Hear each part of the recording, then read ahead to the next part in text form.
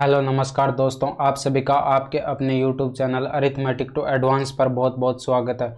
अभी तक हम पार्ट 9 के अंदर 3 दिसंबर 2022 के एसएससी सीजीएल के फर्स्ट शिफ्ट के मैथ्स के क्वेश्चन को सॉल्व कर चुके हैं। आज की इस वीडियो में हम सेकंड शिफ्ट के क्वेश्चंस को सॉल्व करेंगे और इस क्वेश्चन के अंदर आपको एकदम विस्तार से इनके सॉल्यूशन जो है करवाए जाएंगे और इसी के साथ इनकी क्लास नोट्स की पीडीएफ जो है आपको टेलीग्राम चैनल पर प्रोवाइड करा दी जाएगी, तो वहां से आप पीडीएफ को डाउनलोड कर सकते हैं।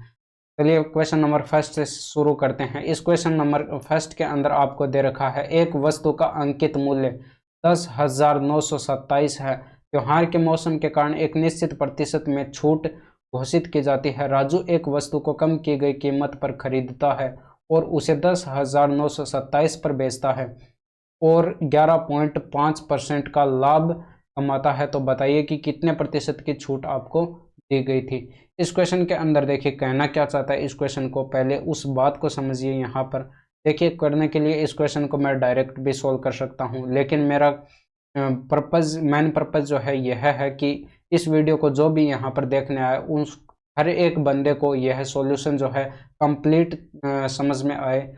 इसी बात को मैं ध्यान में रखते हुए इस वीडियो को रिकॉर्ड कर रहा हूँ। यहाँ पर देखिए इस क्वेश्चन के अंदर यह कह रहा है कि एक दुकानदार जो है उसने अपना एक अंकित मूल्य जो है वो डिसाइड कर रखा है, यानी कि मार्क प्राइस जो है उसने फिक्स कर रखा है। कितना है? 10,927 रुपये है और त्योहार के मौसम के कारण एक निश्चित प्रतिशत में छूट घोषित की जाती है। और वो छूट जो है मैंने मान ली यहाँ पर छूट जो है वो x% की छूट है। यही आपको कैलकुलेट करके यहाँ पर बताना है। इस क्वेश्चन के अंदर देखिए यहाँ पर x% का छूट देने के बाद जो है यह वस्तु राजू को बेच दी जाती है। ठीक है, तो राजू के लिए यह क्या होगा? सीपी होगा, यानी कि क्रय मूल्य होगा, कॉस्ट प्राइस। तो यहाँ पर ये सीपी जो है ये आपके पास किसके बराबर होगा? सीपी बराबर हो जाएगा यहाँ पर ये 10,927 रुपये जो है का अंकित मूल्य था, इस पर आपको छूट दी गई x% की। तो 100 में से माइनस करेंगे x और इसको परसेंटेज में कैलकुलेट करने के लिए इसको डिवाइड कर देंगे 100 से और यह इसका क्या हो जाएगा? सीपी हो जाएगा, कॉस्ट प्राइस हो जाएगा। अब यहाँ पर क्वेश्चन के अंदर कह रहा है कि वो छूट कम की गई कीमत पर इसको खरीदता है, यानी कि 10,927 पर इसको x% की छूट देने पर कुछ कम राशि में इसने इसको खरीद लिया। ठीक है, अब यह 10,927 में अब यह बेचता है इस वस्तु को और 11.5% का लाभ कमाता है। तो आपको बताना है कि छूट कितने प्रतिशत की दी गई थी। तो इसके लिए एसपी कितना हो जाएगा? सेलिंग प्राइस कितना हो जाएगा? एसपी बराबर हो जाएगा आपके पास, ये देखिए 10,000। यहाँ पर ये इसका कॉस्ट प्राइस कितना था? 10,927 रुपये पर और इनटू के अंदर आएगा 100 माइनस x डिवाइडेड बाय 100। ठीक है, और यहाँ पर आपके पास ये कह रहा है क्वेश्चन के अंदर कि इस सीपी पर इसे 11.5% का क्या हो रहा है? प्रॉफिट हो रहा है। तो इसका यहाँ पर देखिए 100% तो ये अपने आप में है, 11.5% और 100 में ऐड करेंगे तो ये 111.5 हो जाएगा और डिवाइड करेंगे इसको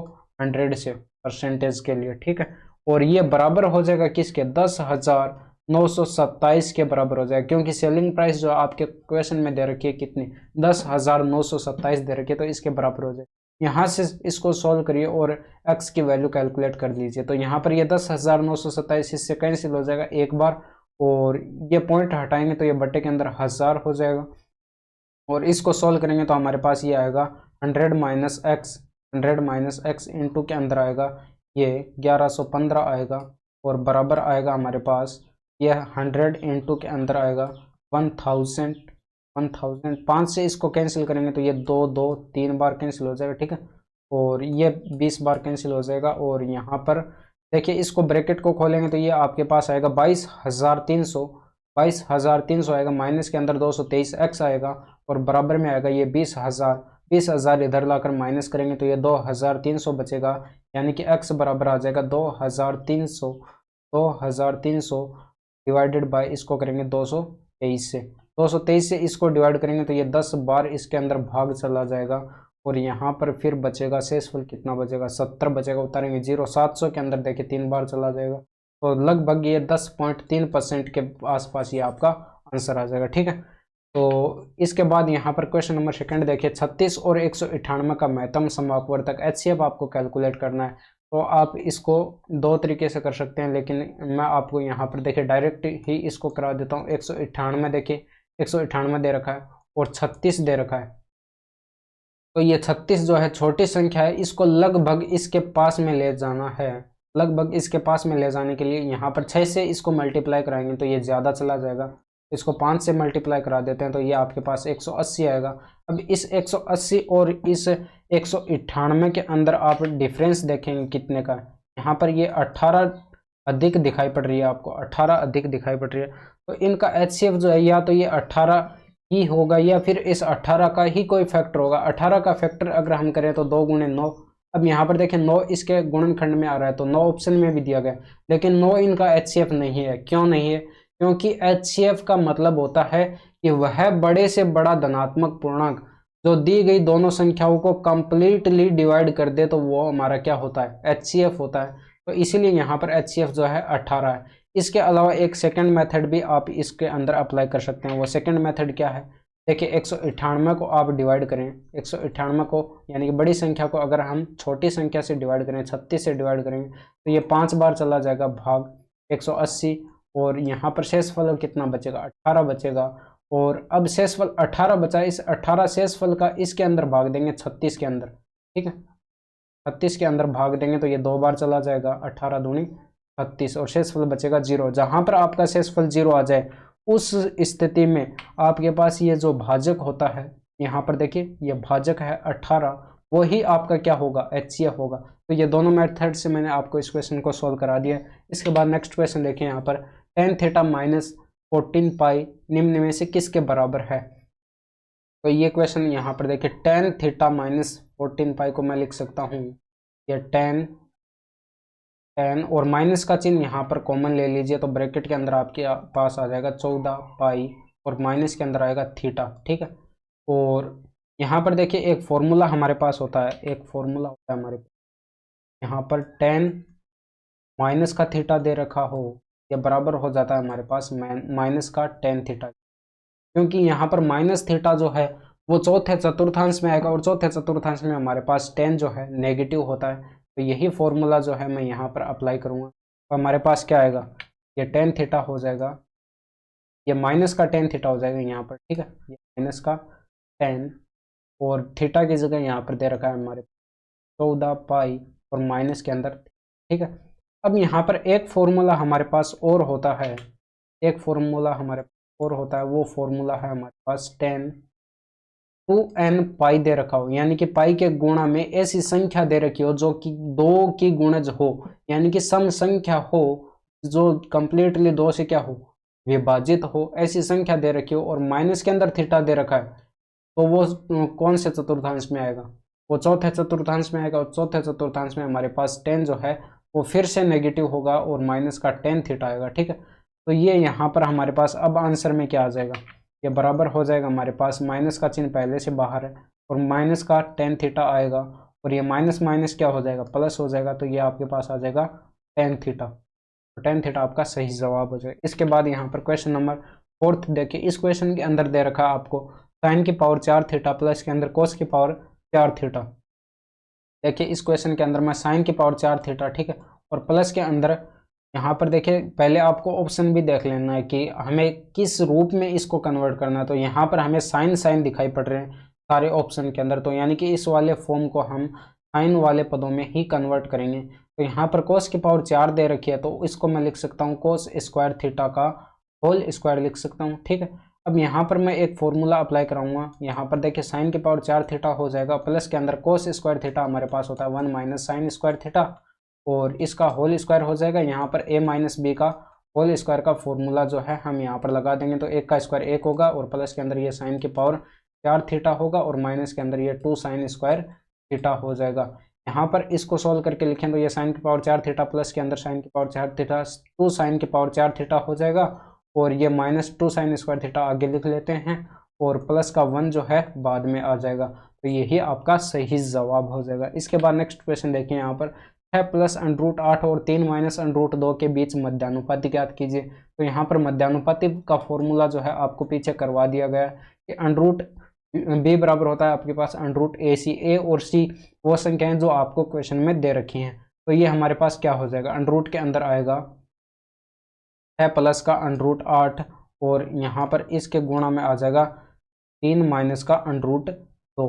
अब चूंकि आप जानते हैं कि अंडरूट 8 जो है वो बराबर होता है, अंडरूट 8 जो है वो बराबर हो जाएगा 2 अंडरूट 2 के। तो यहाँ पर अंडरूट 8 की जगह ये वैल्यू पुट करेंगे तो हमारे पास अंडरूट के अंदर आएगा 6 प्लस के अंदर 2 अंडरूट 2 और इंटू के अंदर आएगा 3 माइनस का अंडरूट 2। ठीक है, अब यहाँ पर देखिए आपके अंडरूट के अंदर क्या आ जाएगा, 2 कॉमन आ जाएगा, ब्रैकेट के अंदर बचेगा 3 प्लस का अंडरूट 2 और इंटू के अंदर आएगा 3 माइनस का अंडरूट 2। अब यहाँ पर a प्लस बी और a माइनस बी का फॉर्मूला आपको ब्रैकेट के अंदर लगता हुआ दिखाई दे रहा है। तो यहाँ पर ये 2 गुणे आ जाएगा 9 माइनस का 2, यानी कि 3 का स्क्वायर 9 होगा और यहाँ पर देखें अंडरूट 2 का स्क्वायर 2 होगा और ये माइनस होगा। ठीक है, तो ये आपके पास 7 गुणे 2 आएगा अंडरूट के अंदर, यानी कि 14 आ जाएगा।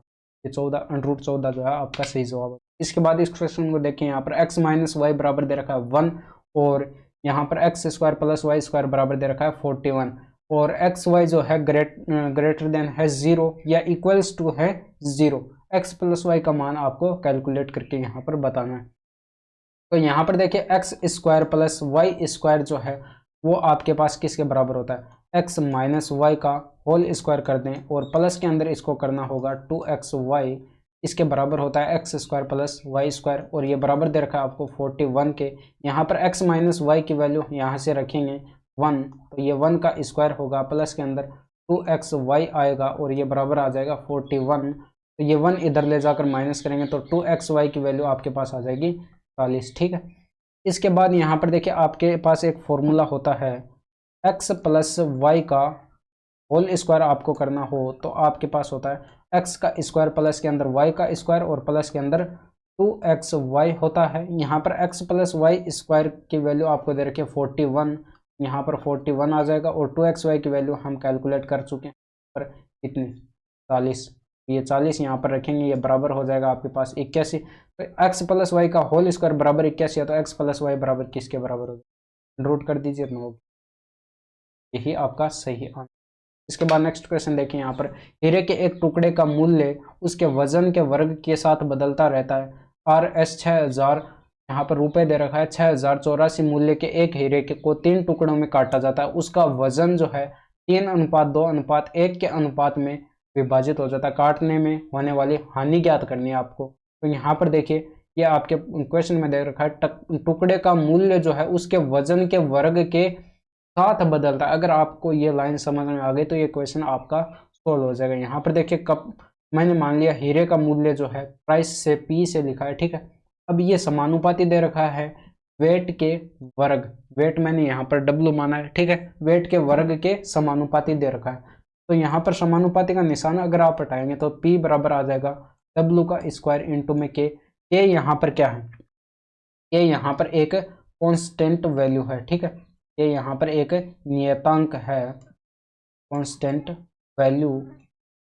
तो यहाँ पर आप देखिए P बराबर आपको दे रखा है, ये मूल्य दे रखा है आपको कितना 6084 दे रखा है, तो P की वैल्यू यहाँ पर रखेंगे 6084 और ये बराबर आ जाएगा आपके पास W का स्क्वायर। यहाँ पर देखिए वेट जो है, वेट कहाँ से लाएं, देखिए काटने के बाद जो है अनुपात 3:2 के अनुपात में विभाजित हो जाता है। तो यहाँ पर मैं लिखता हूँ काटने के बाद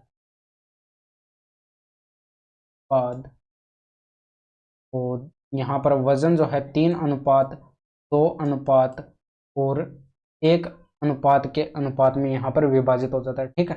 तो काटने से पहले जो वेट जो है हमारा टोटल वेट है वो कितना रहा होगा, 3 + 2 + 1, यानी कि काटने से पहले जो है वेट हमारा कितना रहा होगा, काटने से पहले वेट जो है हमारा 6 यूनिट रहा होगा, W बराबर है। और प्राइस जो है हमारे पास कितना दे रखा है 6084 दे रखा है। तो ये प्राइस की वैल्यू हमने यहाँ पर P की जगह रख दी 6084 और W की जगह रखेंगे हम 6 का स्क्वायर और इंटू में K। अब यहाँ से हमारे पास K बराबर कितना हो जाएगा, K बराबर हो जाएगा हमारे पास 6084 डिवाइडेड बाय 36। अब यहाँ पर देखिए 12 से इसको काटें तो ये 12 3 36 और ऊपर भी 12 पंजे 60 और यहाँ पर 0 आएगा, फिर 12 सत्ते 84। ठीक है, 3 से ये फिर कट रहा है तो 3 से काटेंगे इसको तो 3 एकम 3 और फिर यहाँ पर 6 त्रिका 18 और 9 त्रिका 27 यानी कि के बराबर 169 आ जाएगा। और यहाँ पर देखिए इस क्वेश्चन के अंदर आपको दे रखा है P जो है, यहाँ पर P जो है वो W यानी कि वेट के वर्ग के समानुपाती है, तो P बराबर W स्क्वायर इंटू के हो जाएगा। तो काटने के बाद जो है यहाँ पर देखिए W, यहाँ पर पहले वाले टुकड़े का वेट अगर 3 है तो प्राइस किसके बराबर हो जाएगी, W के वर्ग के इंटू में क्या आएगा, तो यहाँ पर 3 का वर्ग कितना हो जाएगा 9 हो जाएगा और इंटू में क्या आएगा। इसी तरह से यहाँ पर 2 का वर्ग कितना हो जाएगा 4 हो जाएगा, इंटू में क्या आएगा, और 1 का वर्ग 1 होता है, इंटू में क्या आएगा तो क्या आएगा। ठीक है, और इन तीनों का अगर वेट मिलाकर हम कैलकुलेट करें तो हमारे पास कितना हो जाएगा 14 के। ठीक है, काटने के बाद टोटल वेट नहीं होगा, ये प्राइस हो जाएगा। ठीक है, टोटल प्राइस कितना हो जाएगा 14 के की वैल्यू हमारे पास कितनी आ चुकी है 169 आ चुकी है। तो 14 को गुणा कराएंगे 169 से तो हमारे पास 14 निमा 126 होता है, हासिल आएगी 12 और 14 छिके 84 और 12 हो जाएगा हमारे पास 96 यानी कि 6 आएगा और 19 हमारे पास हासिल बचेगी और 14 और 9 हो जाएगा हमारे पास 23 यानी कि 2366 हो जाएगा। तो हमारे पास जो हानि कैलकुलेट करनी है, काटने में होने वाली हानि याद कीजिए, तो हानि हमारे पास कितनी हो जाएगी, हानि बराबर हो जाएगी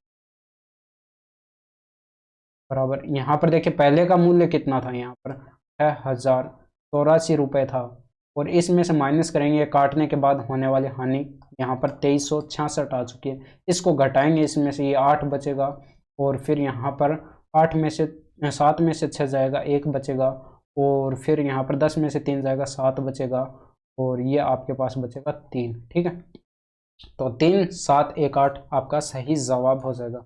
इसके बाद नेक्स्ट क्वेश्चन देखिए, यहाँ पर विकास ने एक निश्चित दूरी बाइक से तय की, यदि वह 40% दूरी 40 किलोमीटर पर आवर की चाल से और 50% की दूरी 25 किलोमीटर की चाल से और शेष 10 किलोमीटर की दूरी 10 किलोमीटर की चाल से तय करता है, तो पूरी दूरी तय करने में उसकी औसत चाल ज्ञात कीजिए। तो यहाँ पर देखिए डी अगर हम मान लें, यहाँ पर डी मैंने मान लिया, टोटल दूरी जो है डिस्टेंस जो है वो 100 किलोमीटर है। ठीक है, अब यहाँ पर देखिए 100 किलोमीटर मैंने इसलिए माना क्योंकि 100 का 40% कितना होता है 40%, 100 का 40% 40 ही होता है और यहाँ पर देखिए चाल दी गई है 40 किलोमीटर पर आवर, तो 40 किलोमीटर 1 घंटे में चलता है। तो यहाँ पर ये पहले वाली दूरी चलने में इसको कितना समय लगेगा T1 यानी कि T1 आपके पास लगेगा 1 आवर, 1 घंटे का समय लगेगा।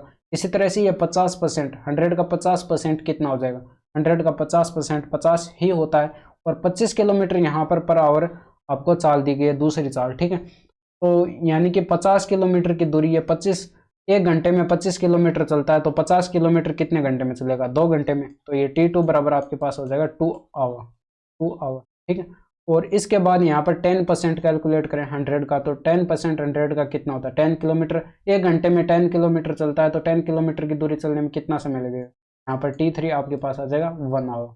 यानी कि टोटल समय अगर हम यहाँ पर देखें तो 2 और 2 4 हो जाएगा। ठीक है, तो कुल दूरी हमारे पास कितनी है 100 है, डिवाइड करेंगे इसको 1 + 2 + 1 यानी कि 4 से इसको डिवाइड करेंगे 100 से, तो हमारे पास 25 किलोमीटर पर आवर जो है इसकी औसत चाल आ जाएगी। इसके बाद नेक्स्ट क्वेश्चन देखिए, यहाँ पर निम्नलिखित पाई चार्ट एक बिजली आपूर्तिकर्ता द्वारा एक महीने में विभिन्न श्रेणियों को बेची गई बिजली की इकाइयों का प्रतिनिधित्व करता है। शहर की विभिन्न श्रेणियों को बेची गई बिजली यहाँ पर दिखा रखी है 16%, 25%, 13% और 46%। ये यहाँ पर आपको डायग्राम दिया। उद्योगों के लिए आपूर्ति के अनुरूप त्रिज्य खंड का केंद्रीय कोण आपको यहाँ पर बताना है। तो यहाँ पर उद्योग देखिए यहाँ पर ग्रे कलर से दिखा रखा है, तो ये वाला हो जाएगा 25%, यानी कि यहाँ पर आपको यहाँ पर ये देखिए चारों टुकड़ों के 100% हो जाएंगे और 100% यहाँ पर ये 360 डिग्री के केंद्रीय कोण के बराबर है, यानी कि 100% किसके बराबर है 360 डिग्री के कोण के बराबर है। 1% किसके बराबर हो जाएगा, इसको 360 को 100 से डिवाइड कर देंगे और यहाँ पर देखिए ये केंद्रीय कोण उद्योग द्वारा केंद्रीय कोण यहाँ पर ये कितना दे रखा है 25% बिजली यहाँ पर आपूर्ति की जाती है यानी कि 25% उद्योगों को दी जाती है। तो यहाँ पर 25% कैलकुलेट करेंगे तो दोनों साइड 25 से गुणा करा दीजिए, तो ये 360 बट्टे 100 और इंटू में आएगा 25, ये 25 से 4 बार कट जाएगा और 9 चौके 36 यानी कि बराबर 90 डिग्री जो है आपका सही जवाब हो जाएगा। इसके बाद नेक्स्ट क्वेश्चन देखिए यहाँ पर, ये क्वेश्चन आपको यहाँ पर थोड़ा सा कम दिखाई दे रहा होगा, चलिए मैं इसको थोड़ा सा यहाँ पर जूम कर लेता हूँ। यहाँ पर इस क्वेश्चन के अंदर आपको दे रखा है, दिए गए ग्राफ और तालिका का अध्ययन कीजिए और निम्नलिखित प्रश्न का उत्तर दीजिए। वर्ष 1998 में राज्यों की जनसंख्या से संबंधित विभिन्न राज्यों के आंकड़े आपको ये दे रखे हैं, ठीक है। दिए गए राज्यों की कुल जनसंख्या आपको ये दे रखी है, ठीक है। और यहाँ पर ये राज्य दे रखे हैं, ये लिंग और साक्षरता के अनुसार जनसंख्या अनुपात, यहाँ पर ये लिंग दे रखे हैं पुरुष और महिला, और साक्षरता यहाँ पर दे रखी है साक्षर और ये निरक्षर, ठीक है।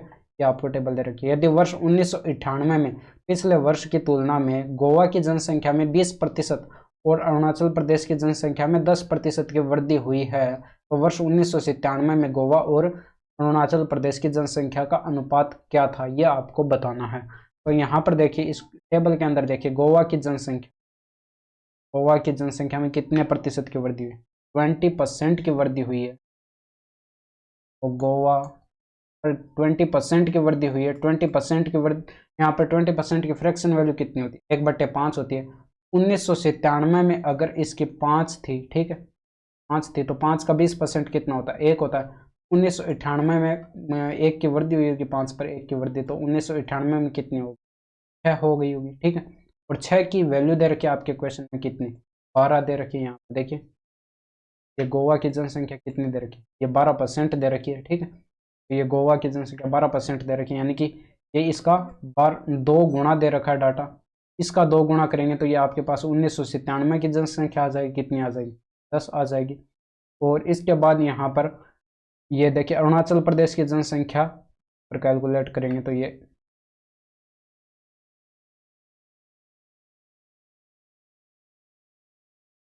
तो यहाँ पर देखिए अरुणाचल प्रदेश की जनसंख्या में 10% की वृद्धि हुई है। तो वर्ष 1997 में, यहाँ पर देखिए 1998 में गोवा और ये अरुणाचल प्रदेश का डाटा है, ठीक है।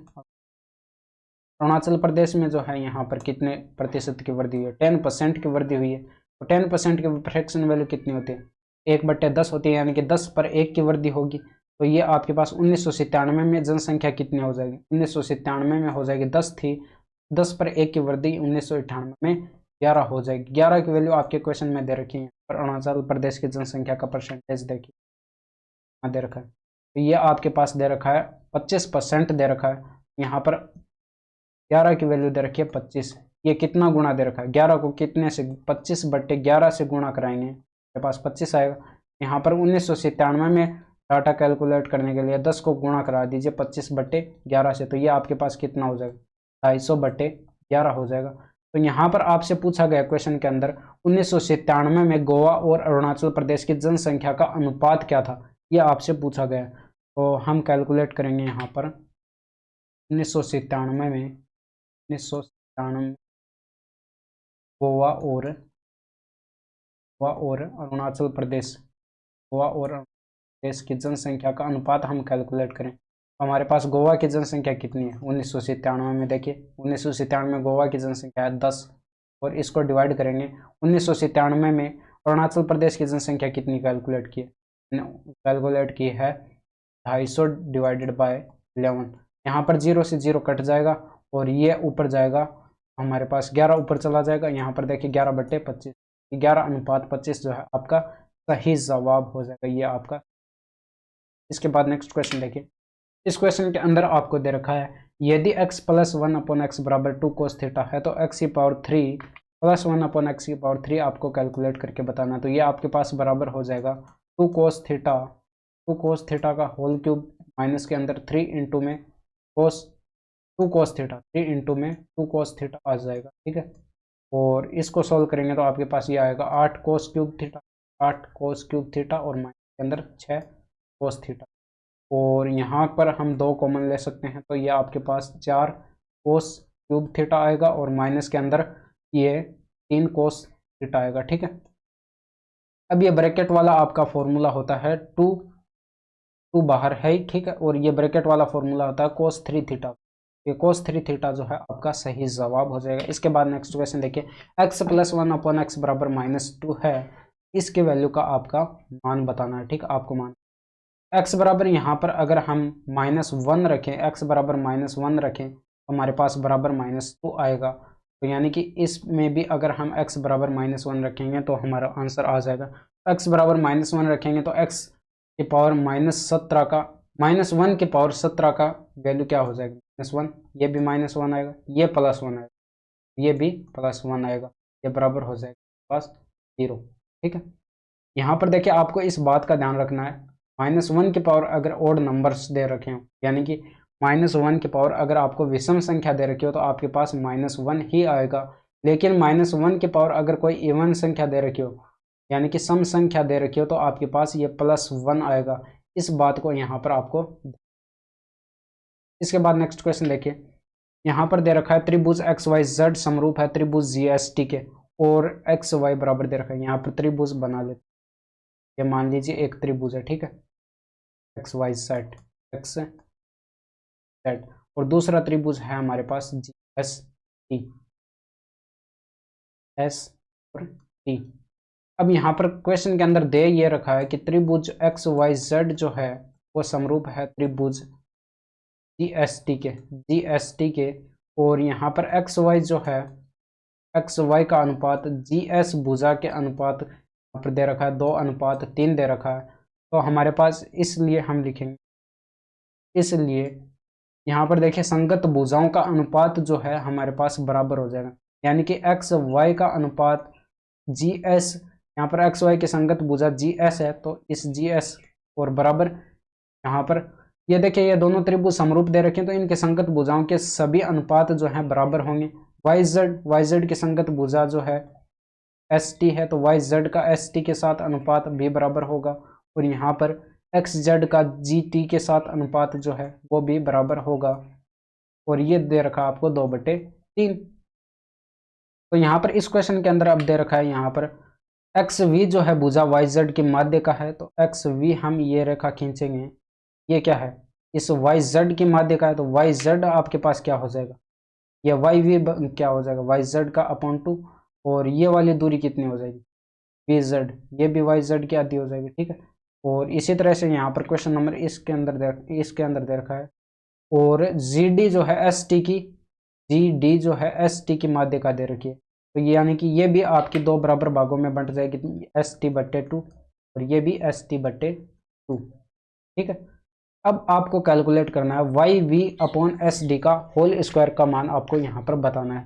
तो ये आपके पास बराबर हो जाएगा YV/SD का SD का होल स्क्वायर बराबर हो जाएगा आपके पास YV बराबर, देखिए यहाँ पर YV जो है वो आपका कितना दे रखा है, YV दे रखा है आपको YZ के बराबर, YZ/2 के बराबर दे रखा है। ये YV की जगह हम रखेंगे YZ/2, और इसके डिवाइड में आ जाएगा ST। देखिए यहाँ पर SD कितना दे रखा है, SD दे रखा है आपको ST/2, ये ST/2 आ जाएगा, और इसका होल स्क्वायर हो जाएगा। यहाँ पर देखिए 2 से 2 ये कट जाएगा, और YZ अपॉन आ जाएगा, YZ अपॉन आ जाएगा ST का होल स्क्वायर। यहाँ पर देखिए YZ/ST किसके बराबर दे रखा है, 2/3 के बराबर दे रखा है, तो YZ/ST यहाँ पर 2/3 का क्या होगा, होल स्क्वायर होगा, यानी कि ये बराबर हो जाएगा 4/9 के बराबर। ये आपका सही जवाब हो जाएगा। इसके बाद नेक्स्ट क्वेश्चन देखें, x बराबर आपको दे रखा है 3 + 2√2, तो यहाँ पर x की वैल्यू कितनी हो जाएगी, x बराबर हो जाएगा, यहाँ पर देखिए इसको ऐसे लिख सकता हूँ मैं, 3 को लिख सकता हूँ 2 + 1, और 2 + 1, और प्लस के अंदर 2√2, इसके गुणा में 1 लगा सकता हूँ। देखिए 1 को मैं इसका स्क्वायर लिख सकता हूँ, और 2 को √2 लगाकर इसका स्क्वायर लिख सकता हूँ, क्योंकि √2 का स्क्वायर 2 ही होता है। अब यहाँ पर ये हमारे पास बन जाएगा √2 + 1 का होल स्क्वायर। ठीक है, a + b का होल स्क्वायर का फॉर्मूला बन जाएगा। अब यहाँ पर देखिए x की वैल्यू √2 + 1 का होल स्क्वायर आ चुकी है, तो इसके अंदर हम वैल्यू रखेंगे, तो ये x की वैल्यू हम यहाँ पर रखेंगे, तो ये स्क्वायर हट जाएगा, तो √2 + 1 आएगा, और माइनस के अंदर आएगा 1/√2 + 1। प्रमेयकरण करा दीजिए, तो √2 - 1, चिन्ह बदल कर प्रमेयकरण कराना है आप, √2 - 1 और नीचे गुणा करा दीजिए। तो ये आपके पास आ जाएगा √2+1 है, ठीक है, और माइनस के अंदर ऊपर आएगा √2 - 1 और डिवाइड बट्टे के अंदर देखिए ये a प्लस बी इंटू में a माइनस बी का फॉर्मूला बना है, यानी कि √2 का स्क्वायर माइनस 1 का स्क्वायर, तो ये 2 - 1 आएगा, तो 2 - 1 1 होता है, और यहाँ पर आ जाएगा √2+1 माइनस के ऊपर गुणा कराएंगे अंदर √2 माइनस का हो जाएगा, ये प्लस, ये √2 से √2 कट जाएगा, ये आपके पास 2 सही है। इसके बाद नेक्स्ट क्वेश्चन देखिए यहाँ पर, यदि त्रिभुज ABC समरूप त्रिभुज FDE इस प्रकार है, यहाँ पर देखिए दो त्रिभुज बना लीजिए, ये मैंने एक त्रिभुज बनाया, ठीक है, ये ABC त्रिभुज है, ये ABC एक त्रिभुज है। इसी प्रकार यहाँ पर दूसरा त्रिभुज दे रखा है, ये त्रिभुज दे रखा है FDE, तो यहाँ पर ये FDE त्रिभुज जो है इसके समरूप दे रखा है यहाँ, ठीक है।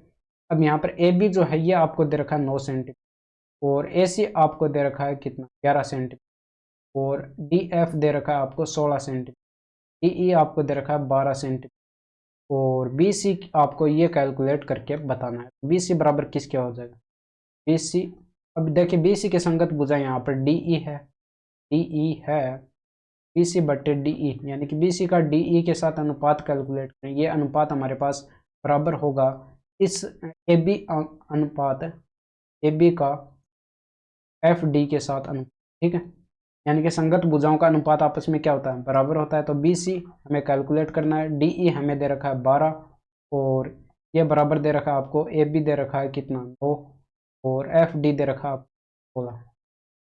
ये देखिए 4 तिरिका 12 और 4 चौके 16, 9 तिरिका 27, यानी कि BC बराबर आ जाएगा 27 बट्टे, BC बराबर आ जाएगा 27 बट्टे 4, तो डिवाइड करेंगे तो ये 6 चौके 24 और 3 बट्टे 4, ऐसे ही 3 बट्टे 4 आपका सही जवाब हो जाएगा। इसके बाद नेक्स्ट क्वेश्चन देखिए, ए और बी एक निश्चित कार्य को 6 घंटे में पूरा कर सकते हैं, और ए, बी और सी मिलकर उसी कार्य को पूरा करने में 4 घंटे का समय लगते हैं, तो अकेले सी को कार्य पूरा करने में कितना समय लगेगा, ये आपको कैलकुलेट करके बताना है। तो यहाँ पर दिया गया ए प्लस बी, यानी कि ये दोनों मिलकर उस कार्य को कितने घंटे में, 6 घंटे में पूरा कर देते हैं। इसी तरह से ए प्लस बी प्लस सी, ये तीनों मिलकर उस कार्य को कितने घंटे में पूरा कर लेते हैं, 4 घंटे में पूरा कर देते हैं। तो यहाँ पर आपको देखिए इनका एलसीएम कैलकुलेट करना है, इनका एलसीएम कितना हो जाएगा, इनका एलसीएम हो जाएगा 12 यूनिट अगर टोटल वर्क है, तो ये 6 यूनिट काम करते हैं, 6 दूनी का 12, यानी कि इनकी क्षमता कितनी आ जाएगी 2 यूनिट, इनकी क्षमता 2 यूनिट, और ये 4 तिरिका 12, यानी कि ये 3 यूनिट, इन तीनों की मिलाकर क्षमता कितनी हो जाएगी 3 यूनिट।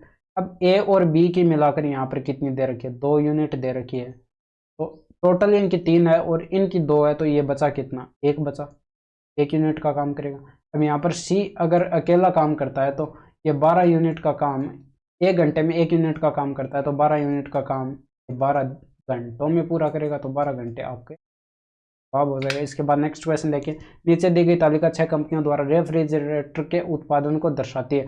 कंपनी जी द्वारा रेफ्रिजरेटर के उत्पादन का कंपनी आई द्वारा रेफ्रिजरेटर के उत्पादन से अनुपात क्या है, यानी कि जी का आई के साथ अनुपात कैलकुलेट करके बताना है। तो ये 0 से 0 कट जाएगा, 260 बट्टे 220 आएगा, ये 0 से 0 कट जाएगा, 2 से काटेंगे तो ये 13 डिवाइडेड बाय 11, यानी कि 13:11 जो है आपका सही जवाब है। इसके बाद नेक्स्ट क्वेश्चन देखिए आप, 7 की पावर 42 को 48 से विभाजित किया जाता है, तो शेषफल आपको कैलकुलेट करना है। तो 7 की पावर 42 डिवाइडेड बाय 48, इसको देखिए मैं ऐसे लिख सकता हूँ, 7 की पावर 2 की पावर 21, ठीक है, 21 दूनी 42 होता है, ठीक है, और यहाँ पर देखिए ये 48 से इसको डिवाइड करना है। 7 की पावर 2 जो है वो हमारे पास हो जाएगा 49, और ये 48 से इसको डिवाइड करेंगे, ये 49 की पावर 21 भी होगी। अब यहाँ पर देखिए 49 को अगर 48 से डिवाइड करते हैं तो हमारे पास शेषफल 1 बचता है, और 1 की पावर हो जाएगी 21, और 1 की पावर 21 1 ही होता है, तो हमारे पास शेषफल जो है 1 बचेगा। इसके बाद नेक्स्ट क्वेश्चन देखिए, एक समबाहु त्रिभुज ABC में D भुजा BC का मध्य बिंदु है, यदि BC की लंबाई आपको दे रखी है 8 सेंटीमीटर, तो त्रिभुज की ऊंचाई ज्ञात करनी है। यानी कि समद्विबाहु त्रिभुज की ऊंचाई की अगर हम बात करें, समद्विबाहु त्रिभुज की ऊंचाई की हम बात करें, तो ये हमारे पास होता है √3/2 इंटू में भुजा आपको दे रखी है √3 इंटू में बटे में 2 इंटू में भुजा आपको दे रखी है 8 सेंटीमीटर, ये 2 से कट जाएगा 4 आएगा, 4√3 जो है आपका इस जवाब हो जाएगा। इसके बाद नेक्स्ट क्वेश्चन देखिए यहाँ पर, नीचे दिया गया वृत्त चित्र एक व्यक्ति द्वारा 7 विभिन्न वस्तुओं पर किए गए व्यय को दर्शाता है। इन सभी 7 वस्तुओं का कुल व्यय 3600 दे रखा है। एक विशिष्ट वस्तु पर किए गए व्यय को इन सभी 7 वस्तुओं पर किए गए व्यय कुल व्यय के संदर्भ में डिग्री के रूप में दर्शाया गया है। ठीक है, तो वस्तु P तथा Q पर किया गया औसत व्यय आपको कैलकुलेट करना। तो P पर औसत व्यय यहाँ पर डिग्री के अंदर ये, और ये 120 डिग्री 70 120 डिग्री कितना हो जाएगा 190 डिग्री। 190 डिग्री को 2 से डिवाइड करेंगे तो ये इनका औसत आ जाएगा। इनका औसत कितना हो जाएगा, ये हो जाएगा 95 डिग्री। अब यहाँ पर देखिए क्वेश्चन के अंदर दे रखा है 360 डिग्री की वैल्यू दे रखी है। 360 डिग्री, क्योंकि ये कंप्लीट कोण जो है 360 डिग्री होगा, और 360 डिग्री कुल व्यय दे रखा है आपको 3600 रुपए का दे रखा है। यानी कि ये डाटा 10 गुना दे रखा है, 360 का 10 गुना दे रखा है। तो यहाँ पर 1 डिग्री की वैल्यू अगर 10 है तो यहाँ पर 95 इंटू में 10 आएगा, यानी कि 950 जो है आपका सही जवाब हो जाएगा। 10 रुपये सही जवाब होता है कुल व्यय। इसके बाद यहाँ पर 6 सेंटीमीटर त्रिज्या वाले 3 वृत्तों को आपस में स्पर्श करते हुए रखा गया है। इन तीनों वृत्तों के चारों ओर एक धागा कसकर बांधा गया है। धागे की लंबाई आपको बतानी। तो यहाँ पर देखिए ये एक वृत्त है। ठीक है, अब इसी वृत्त को जो है, इसी वृत्त के पास में एक और वृत्त रखा गया है जो कि इस वृत्त को स्पर्श करता है, और इन दोनों वृत्तों को स्पर्श कराते हुए एक वृत्त और रखा गया है। ठीक है, अब इन तीनों वृत्तों के चारों ओर क्या किया जाता है, एक डोरी कसकर बांध दी जाती। वो डोरी इस तरह से बांधी जाएगी। ठीक है, कसकर डोरी बांध दी जाती। इस डोरी की लंबाई जो है आपको यहाँ पर बतानी है। तो डोरी की लंबाई जो है वो बराबर किसकी हो जाएगी, ये फॉर्मूला आप यहाँ पर याद रखिएगा। 6r प्लस के अंदर इस एक वृत्त की परिधि 2πr हो जाएगी। ठीक, तो यहाँ पर r की वैल्यू आपके पास दी गई है कितनी, r बराबर दे रखी है 6 सेंटीमीटर। तो ये 6 सेंटीमीटर अगर आप यहाँ पर रखेंगे तो ये 6 6 36 हो जाएगा, और प्लस के अंदर ये 6 दूनी 12 पाई आपका सही जवाब हो जाएगा। उसके बाद नेक्स्ट क्वेश्चन देखिए, यहाँ पर एक चोर ने 12:30 PM पर एक बाइक चुराई और इसे 48 किलोमीटर पर आवर की चाल से चलाता है, लेकिन आधे घंटे के बाद चोरी का पता चलता है। बाइक का स्वामी 58 किलोमीटर पर आवर की चाल से दूसरी बाइक पर उसका पीछा करना प्रारंभ कर देता है। चोर कितने समय पर पकड़ लिया जाएगा। इस क्वेश्चन को देखें, यहाँ पर एक चोर था, उसने 12:30 बजे जो है बाइक चुराई थी। ठीक है, 12:30 बजे बाइक जो है वो चुराई थी, और 12:30 बजे आधा घंटे बाद जो है उसको पता चलता है मालिक को, यानी कि तब कितना बज चुका होगा, तब बज चुका होगा 1 बज चुका होगा। ठीक है, 1 PM हो रहा होगा। 1 PM पर इस बाइक के मालिक को पता चलता है कि उसकी बाइक चोरी हुई है। इससे 48 किलोमीटर, देखिए चोर जो है 48 किलोमीटर पर आवर की चाल से चलेगा, और आधे घंटे बाद जो मालिक है वो उसका पीछा करेगा 58 किलोमीटर पर आवर की चाल से। अब देखिए आधे घंटे बाद पता चला तो ये आधे घंटे में कितनी दूरी तय करेगा। चोर जो है 1 घंटे में 48 किलोमीटर चलता है, तो आधे घंटे में ये 24 किलोमीटर चलेगा। तो कुल दूरी जो है 24 किलोमीटर की दूरी तय करनी है, इसको कितने घंटे में, ये देखिए इनकी रिलेटिव स्पीड जो है हम कैलकुलेट करेंगे। तो ये 58 माइनस हो जाएगा 48, 58 माइनस 48 कैलकुलेट करें तो ये 10 किलोमीटर जो है 10 किलोमीटर पर आवर जो है इनकी सही चाल आ जाएगी। ठीक है, 10 किलोमीटर इनकी रिलेटिव चाल आ जाएगी। ठीक है, अब हम देखिए यहाँ पर टोटल दूरी जो है 24 किलोमीटर की है, टोटल दूरी जो है 24 किलोमीटर की है, और ये तय करेगा 10 किलोमीटर पर आवर की चाल से। इनकी रिलेटिव स्पीड है, इसको डिवाइड करेंगे तो ये 2.4 घंटे जो है तो और समय लगेगा। 2.4 घंटे अगर और समय लगेगा, इसको देखिए सही कैलकुलेट करें तो ये 2 घंटे ये हो जाएगा। ठीक है, और प्लस के अंदर 0.4 को अगर 60 से मल्टीप्लाई करें तो ये आपके पास 24 मिनट आएगा, यानी कि 2 घंटे 24 मिनट जो है इसको पकड़ने में लगेंगे। 2 घंटे 24 मिनट, तो इसके अंदर हम ऐड करेंगे, देखिए 2 घंटे 24 मिनट इस टाइम के अंदर ऐड करेंगे, प्लस करेंगे इसके अंदर 2 घंटे 24 मिनट, तो हमारे पास ये कितना हो जाएगा 3:24 मिनट हो जाएगा। 3:24 PM पर जो है ये चोर पकड़ लिया जाएगा। ठीक है, इसके बाद नेक्स्ट क्वेश्चन देखिए, यहाँ पर सुमन ने 5 वर्ष पहले 16% की साधारण ब्याज दर पर लिए गए एक ऋण पर ब्याज के रूप में 9600 का भुगतान किया। तो ये 16 पंजे 80, 80% की वैल्यू आपको दे रखी है कितनी, 9600 दे रखी है, 9600 दे रखी है। तो इसको 80 से डिवाइड करेंगे तो 1% की वैल्यू कितनी आ जाएगी, 1% की वैल्यू आ जाएगी 120, 120 आ जाएगी, 120 रुपये आ जाएगी। तो 100% की वैल्यू कैलकुलेट करेंगे तो ये आपके पास 12,000, 100 से दोनों तरफ मल्टीप्लाई करा दीजिए तो ये 12,000 रुपये जो है आपका सही जवाब हो जाएगा। इसके बाद नेक्स्ट क्वेश्चन देखिए, यहाँ पर दो बेलनों की त्रिज्या आपको त्रिज्याओं का अनुपात ये दे रखा है, ठीक है, ऊंचाइयों का अनुपात ये दे रखा है, उनके आयतनों का अनुपात आपको कैलकुलेट करना है। तो यहाँ पर बेलन का आयतन जो है वो होता है हमारे पास पाई आर स्क्वायर एच, तो ये पाई आर 1 स्क्वायर एच 1 ये जो है हमारे पास पहले बेलन का आयतन है, और दूसरे बेलन का आयतन पाई आर 2 का स्क्वायर इंटू में एच 1 का एच 1, ठीक है। ये पाई से पाई कट जाएगा, यानी कि आर 1 अपॉन आर 2 का होल स्क्वायर इंटू में एच 1 अपॉन एच 2। अब यहाँ पर R1 अपॉन R2 का अनुपात दे रखा है, यानी कि इनका अनुपात दे रखा है 1:4 का होल स्क्वायर होगा, और यहाँ पर इनका दे रखा है 4:3।